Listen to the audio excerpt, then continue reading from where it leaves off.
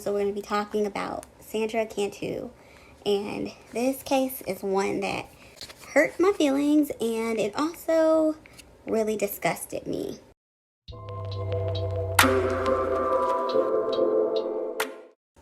Before I start to talk about this, I have to say viewer discretion is advised. I'm going to be talking about sexual assault, kidnap, and murder. So if you are weak stomached, if you're sensitive to that, I have to put a trigger warning, recommend you have them leave because this is a lot. So we're going to be talking about Sandra Cantu, and this case is one that hurt my feelings, and it also really disgusted me. And there are several reasons why. For one, I think before I get into it, just to give you a brief little overview of it, this case involved so many factors where I felt like people could have stepped in, or, just a neighbor being responsible, or reporting things, or, not dismissing someone's youthful indiscretions would have fixed a lot of stuff. So, let's get into it. And I will try to link some of the closed circuit TV footage. But this case is about Sandra Cantu, and she is an 8-year-old girl who came up missing from her own neighborhood, and the crazy, shocking revelation of what happened to her. So, let's get into it. And Sandra Renee Cantu, she grew up in Tracy, California. She was 8 years old when she came up missing. She was born March 8th, I believe, March 8th. I'm looking down at my notes. And she came up missing March 27th of 2009. The timeline's important, so try to keep up. Sandra was not an only child. She was actually, she had a sibling. Bear that in mind because it's going to come up. And the interesting thing about this case, I'll say before I get into it, is that she was actually last seen on closed, what do they call it? Closed circuit TV. Like, her parents set up a camera at the end of their garage, and they saw her look up, speak to somebody, and walk away. Now, based off of the police footage in the video that they found, they saw, police were able to see her look up, walk off the frame. And it appeared to be that she heard someone she knew, like, call her and speaking to her, and then she just left. So they put out it's like a $20,000 reward. They were asking all the neighbors. So a suspect came up, and this is where the frustrating part for me comes in. So the reason this man became a suspect is because he had been seen a couple years earlier kissing this little girl on the lips. He was not related to her. He was just a pedophile. Then it turns out that as the police are investigating, the neighborhood is full of perverts and people who have had children sitting on there. Girl, when me and my sister was talking about this case, I was just like, why wouldn't you report that? Neighbors, they gossip about a lot. Like, any neighborhood I moved into, except for our childhood home, it's always been some mess with the neighbors at first, at least. Like, we might have a messy neighbor. They telling all the gossip. This is something I need to know. If there is somebody in my neighborhood that is a registered sex offender, a pedophile, a thief, a crackhead, I need to know, because people will do some desperate things because of the secrets that they have. So I need to know this stuff. This is something that should have been reported. And honestly, you have to use caution. And I'm not blaming her parents for the pedophiles and the perverts, but I'm saying that we have to protect our children. And one of the ways is knowing who is around you. So anyway, this little girl is missing for, only a few hours. And her neighbor texts her mom and says, oh, let the police know I'm missing something too. And I don't know if that makes a difference or not. Okay, sis, what would that have to do? Like somebody stealing something from you, what does that have to do with the child being missing? And turns out what she was saying was missing was a suitcase. Apparently the suitcase was like a nice suitcase that, something. So she says the suitcase was missing, and she wanted to let Sandra's mom know that the suitcase was missing. So that is very suspicious.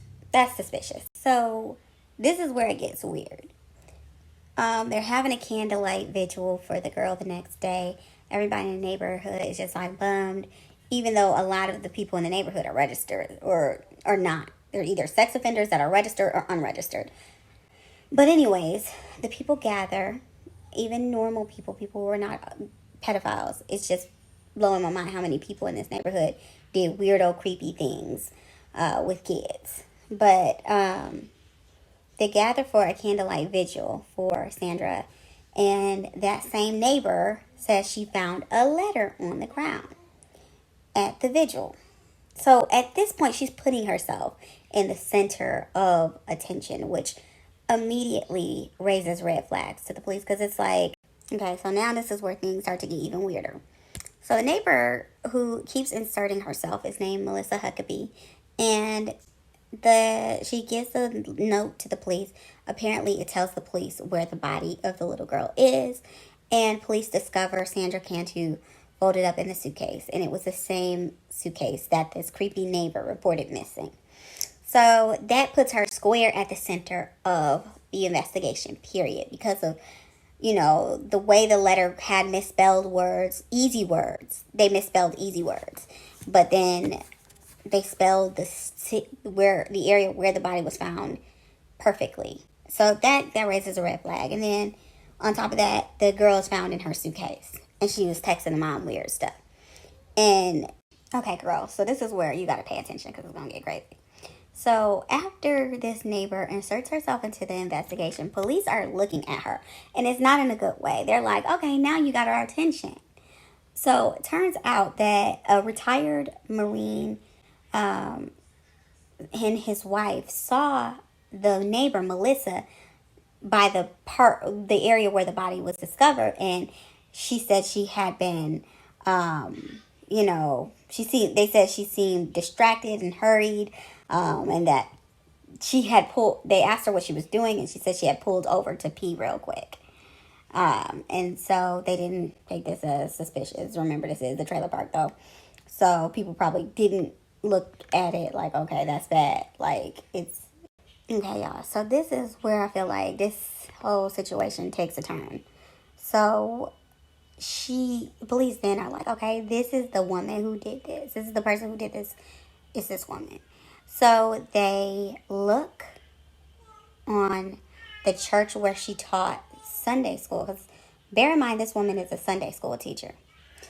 So they check the surveillance at the church, and they see her take the girl into the church. Pretty much they catch her on camera in 3D. They catch her in 3D. They found her located outside the parking lot. They captured her driving away from the church. They saw she was returning to church. They saw she was spotted at the irrigation pond. And so they this is just so disgusting. So this woman took a rolling pin and violated this child. Then she killed her and put her in the suitcase and dumped the body. Then she proceeded to insert herself into the investigation. Then she got caught. And it was like a perfect episode of World's Dumbest Criminals. If she hadn't done all the things she did, dropped the letter, all that stuff, police would have found the body. They would have found the suitcase. She could have said, well, yeah, I did report the suitcase missing. But they would not have been able to associate that suitcase with her, I don't think. So she just gave them all the evidence they would need to prosecute her. So on April 10th of 2009, she was arrested, and she was charged with the murder of Sandra. The worst part is that after Sandra came up missing, this woman called Sandra's mom and asked if her older sister could come to play at her house with her daughter, because she was a mom. Don't forget that, y'all. She was a mom too. So just because you have other mom friends don't mean they wouldn't do anything to your child just because you wouldn't do anything to your child. Just know. You gotta watch these perverts. So this woman, she is pissing me off because she had prior incidences of drugging children, drugging people, and it was like they never reported it. And even the ones that reported, like she drugged one of her boyfriends and got into an accident. He ended up getting pulled over, and the police did a breathalyzer test on him. He failed it, but he said he didn't drink. He wasn't drinking alcohol. So, okay. So, Prior to drugging her boyfriend and having him arrested by the police because they think he's under the influence, in reality, this woman has drugged him. She drugged two other children. And their parents found out about it, and they were just like, oh, you can't go back over there. Baby, when I say press charges, this is no, like, that's not, and even if you know you're not going to expose your child to that person, that does not mean that you don't report that person because they could do it to somebody else's child. So this is where the frustration comes in. It's so many weirdo, pedophilic things that have happened in the past, and none of it was being properly handled at all. It's just taken like a joke. This is in Tyler, California. So it's just like, it's either Tyler, California or Taylor, California. Don't get me wrong, because it's Tracy. I knew it was one of them T names. So she ends up getting convicted of the crime. And she was adamantly denying that she raped the girl. She told the mother, I loved your daughter too. And it was like weird because that's a weird thing to say after you have taken someone's life, ma'am. You took the girl's life. You didn't have to do that. And you drugged this girl and you raped her. And then you lied about it. And then you inserted yourself into the investigation and tortured her. Her mom would have probably done the same thing to her sister if her mom and the police weren't on to you, ma'am. So I'm trying to figure out why any of this stuff. But honey, it's a mess. Like, if I can find the video, I will insert her crying and acting a fool, a damn fool at this. Y'all, she was acting a fool at this trial. They should have known something was off. But apparently she had men. So she, even in death, she embarrassed these people. She kept on saying she didn't do the sexual assault. To this day, she denies the sexual assault. But she is convicted. She was convicted and life in prison without parole, which is what she needed because she was drugging people. She was going to keep on drugging them, and she was going to keep on killing them. She was one of those people who definitely would have escalated. And because she was a woman and a Sunday school teacher, a lot of people felt like she was an unlikely subject. I don't, though, because I've been saying this for a long time growing up in the church. It's a lot of people that are just church people. Public Defender's Office on this case as well. Thank you, Your Honor. Ms. Workford, did you have a moment to talk to her? Did you need a moment to talk to her? I did speak with her very briefly, Your Honor. So she, even in death, she embarrassed these people. She kept on saying she didn't do the sexual assault. To this day, she denies the sexual assault, but she is convicted. She was convicted and life in prison without parole, which is what she needed because she was drugging people. She was going to keep on drugging them, and she was going to keep on killing them. She was one of those people who definitely would have escalated. And because she was a woman and a Sunday school teacher, a lot of people felt like she was an unlikely subject. I don't, though, because I've been saying this for a long time growing up in the church. It's a lot of people that are just church people. And people are like, oh, they're a Sunday school teacher, and the devil used to live in heaven. So you're not about to convince me that just because somebody go to church, they have a position in the church that they cannot be wrong. And as a person who's been in church leadership, I know dang well it's people in the church doing stuff they don't have any business doing, and they're still in leadership positions. And they don't care because that to them makes them untouchable. That position, it just gives them a greater audience of people that they can harm. So this is the case of Sandra Cantu. I feel like she deserves every second of that life imprisonment without parole. She does not deserve to get out and get the chance to hurt someone else's children. And yeah, this wasn't a satisfying end, but woo, hug your babies. Find me where the wild